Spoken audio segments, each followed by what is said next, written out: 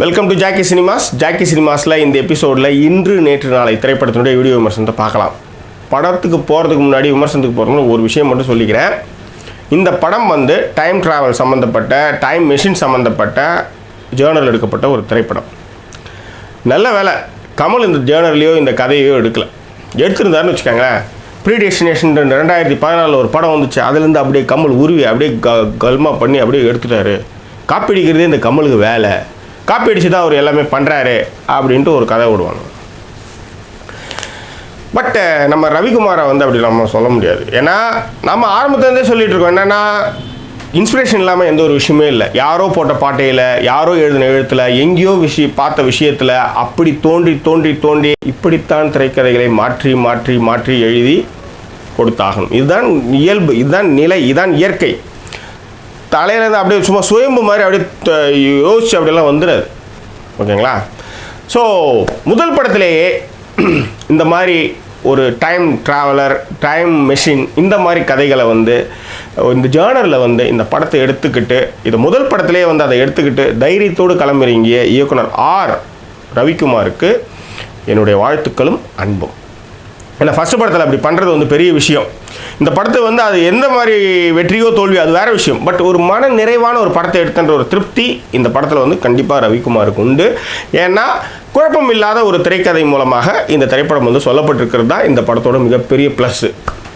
இன்று நேற்று நாளை திரைப்படத்துடைய கதை என்னன்னு பார்த்துடலாம். 2065 ஒரு டைம் மிஷின் வந்து ஒரு சயின்டிஸ்ட் கண்டுபிடிக்கிறாரு. அதை டெஸ்ட் பண்ணுறதுக்கு ஒரு நாயை வச்சு 2015 அனுப்புகிறாரு. நிகழ்காலத்தில் நம்ம விஷ்ணு, மியா ஜார்ஜை வந்து காதலர்களாக இருக்காங்க. அவருக்கு நண்பராக கருணாகரன் இருக்கார். இவங்க கையில் வந்து டைம் மிஷின் மாட்டுது.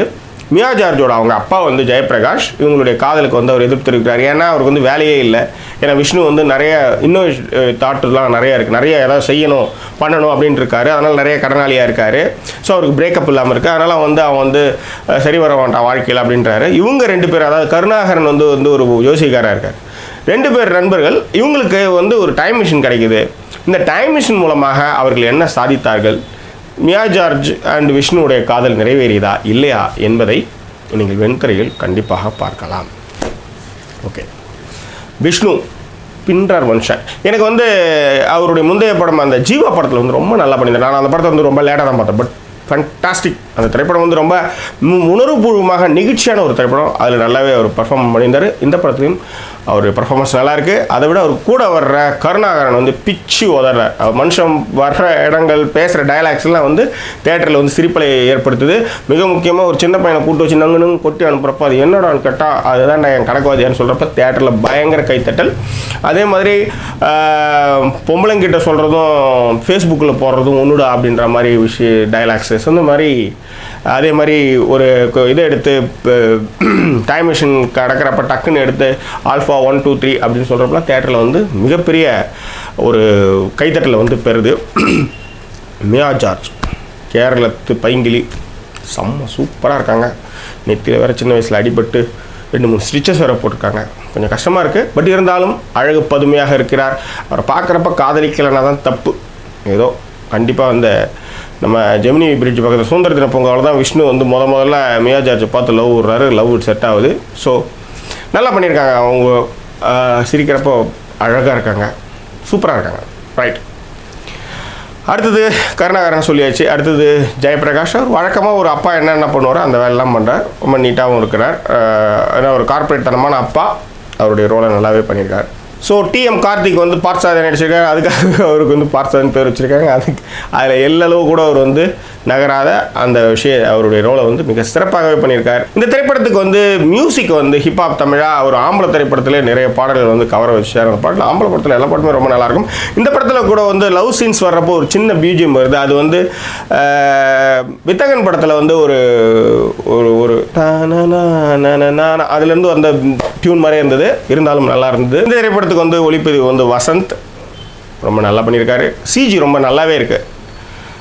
மிக முக்கியமாக அதாவது இந்த ஒரு லோ பட்ஜெட்டில் அந்த டைம் மிஷின் கிராஃபிக்ஸாக இருக்கட்டும், அதுக்கப்புறம் வந்து நிறைய விஷயங்கள் வந்து நல்லாவே பண்ணியிருக்காங்க. ஆர்ட் டைரக்டரும் ரொம்ப நல்லா பண்ணியிருக்காரு.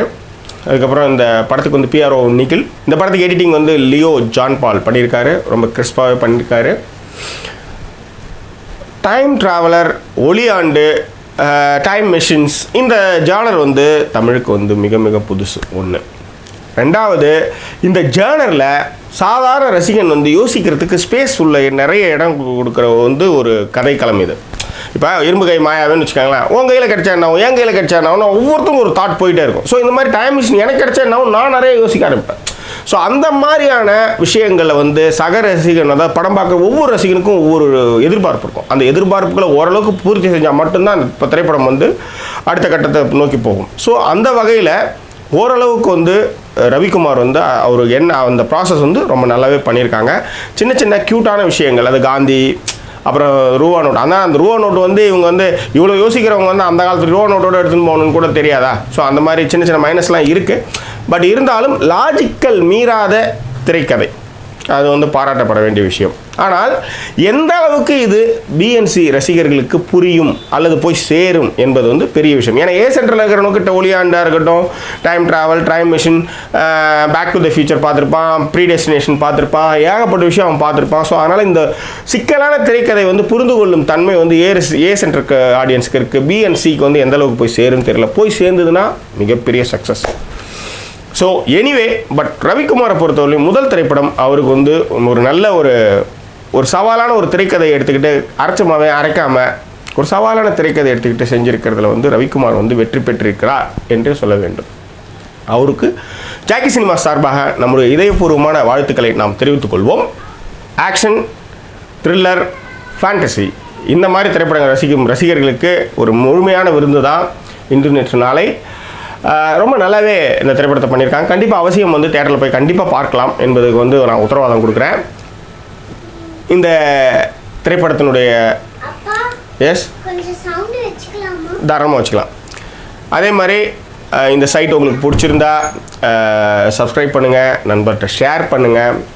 மீண்டும் வேறொரு திரைப்படத்துடைய வீடியோ விமர்சனத்தோடு உங்களை நான் சந்திக்கிறேன். அதுவரை நன்றி கூறி விடைபெறுவது உங்கள் ஜாக்கி சேகர். நன்றி, வணக்கம்.